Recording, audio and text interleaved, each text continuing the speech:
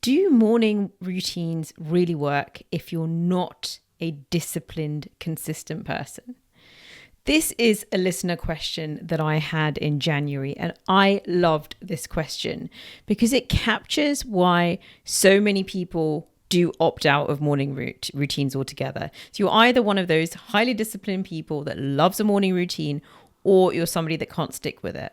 Whereas actually, I think there's a beautiful middle ground for all of us to be able to enjoy the benefits of mornings and good morning routines. So you've got the people who, they're ice bathing, they're journaling, they're waking up at 5, 6 a.m. And then there's another group that have, first of all, probably small kids, lots of different responsibilities, and they can't have such predictable mornings. So I really want to address those people, the people that don't have the perfect morning setup, because I am certainly myself not a hyper disciplined morning person, and yet I love my morning routine. So today I want to show you how we can think about mornings in a way that feels really exciting. What could make you feel more alive than being excited to get out of bed and do your morning?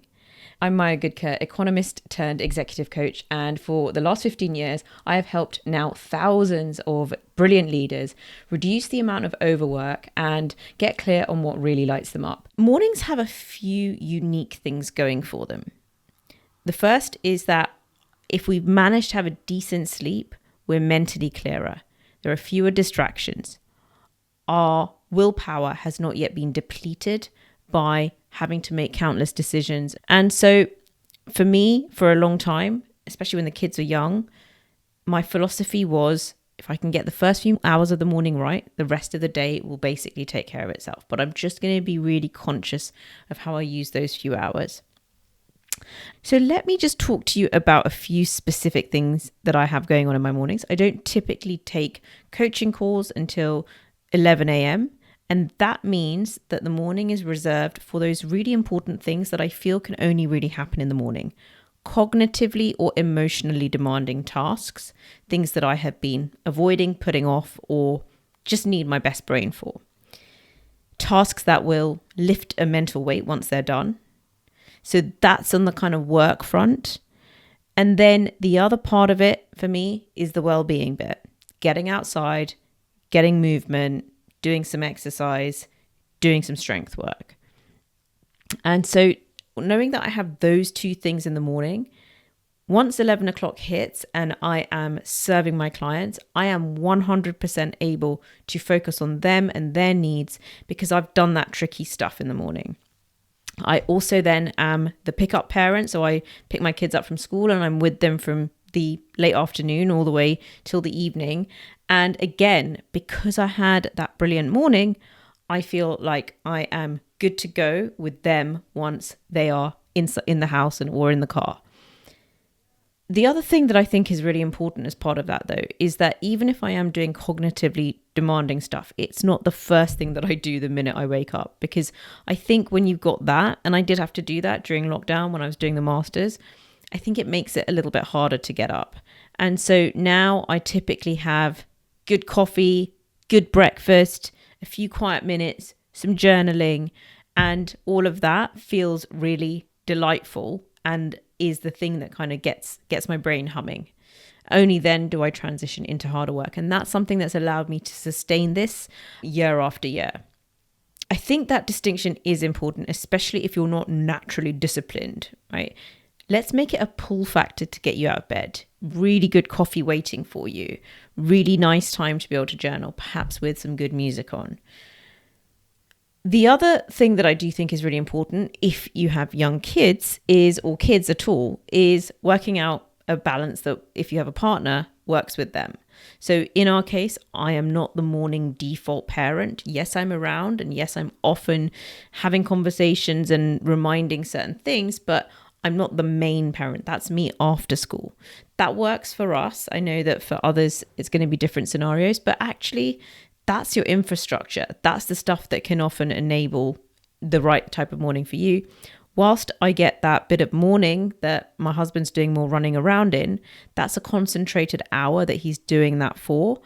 And I'm then spending many more hours with the kids at the other end of the day, but that works with my energy. And that 1 hour in the morning that I do get is such a high impact hour. It's my golden hour that I would happily trade that for 3 afternoon hours, of productivity.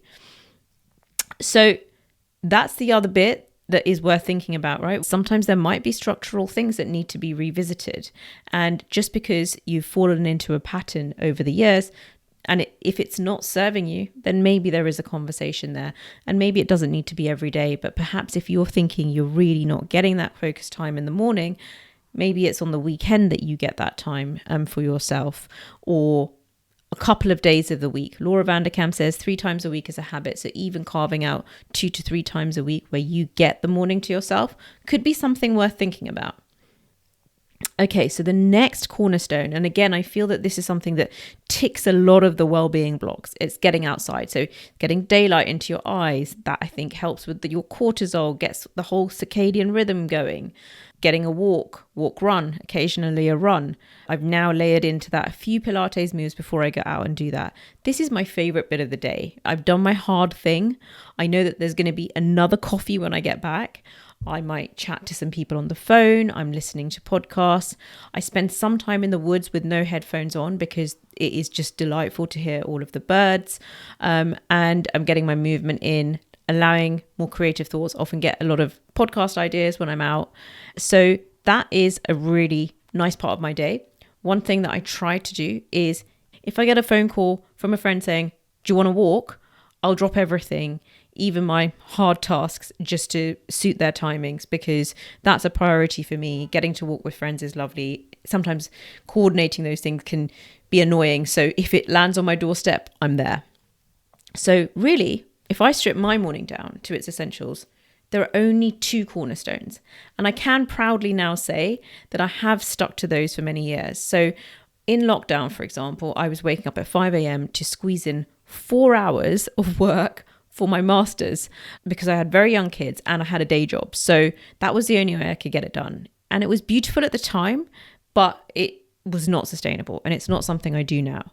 What I have sustained is doing something difficult in the morning, something really important, something that I've been putting off, and getting outside and moving.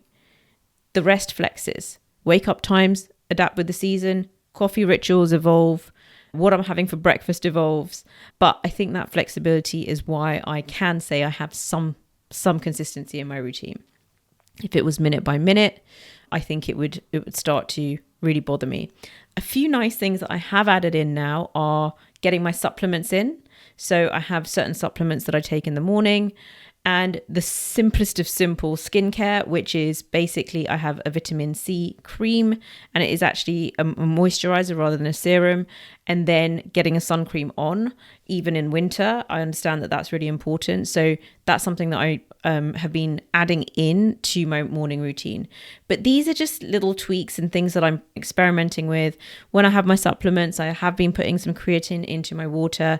So I have a few little things that I'm ticking off and they make me feel good. So what I really want you to take away from today, if you've not been a morning routine person, is don't think that they're reserved for just the really disciplined people. I certainly am not that person. I'm certainly somebody that will start something, stop it, be a bit daydreamy. I'm not really like bang, bang, bang in the mornings. And I think that is my brain doing some good work in the background. One client that I talked with in the previous January, not this January, and then we circled back this January, and she still kept it going, is she talked about doing something difficult first thing, but felt really overwhelmed by the idea of doing that every day. So we shrank it and we said, let's just do 5 minutes of something difficult.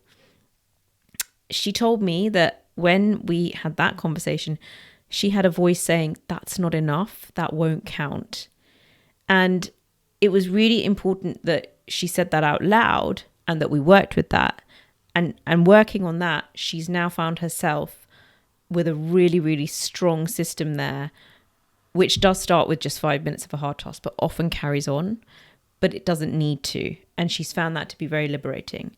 But it was important for her to say that out loud. And I share that with you because I think sometimes we do have little voices in our heads that say, well, that's not enough, and therefore I'm not going to do it. I'm here to say, just do that tiny thing and let's compound with it. So I'd love to know, what are cornerstones of your morning routine right now? Are they still serving you? Are there any tweaks that you could test? We don't need rigidity here. And remember, your mornings are here to support you. They're not something that you need to be slave to. So I hope that helps you think about your mornings and anything that you would like to add to those. Please let me know if you've got something brilliant that you do in your mornings. If you're not sure how to spend that cognitively demanding time in the mornings, don't forget you've got my Vision Unblocked £33 program that will give you some focus, orient you towards your vision. So that will give you plenty to get on with in that time. So the link for that will also be in the show notes. Thank you so much for watching or listening to this episode. If you found it helpful, please do share it with somebody that you think will benefit. Those personal shares really matter. And if you're listening on Apple and you've ever sent me a note or wanted to send me a note to say that you're enjoying the podcast, there's something really quick and easy you can do on the Apple podcast. If you press go to show, scroll down to the bottom and give me a review, all you need to do is click the stars and it really helps the show to grow. So I look forward to connecting with you next time. Bye-bye.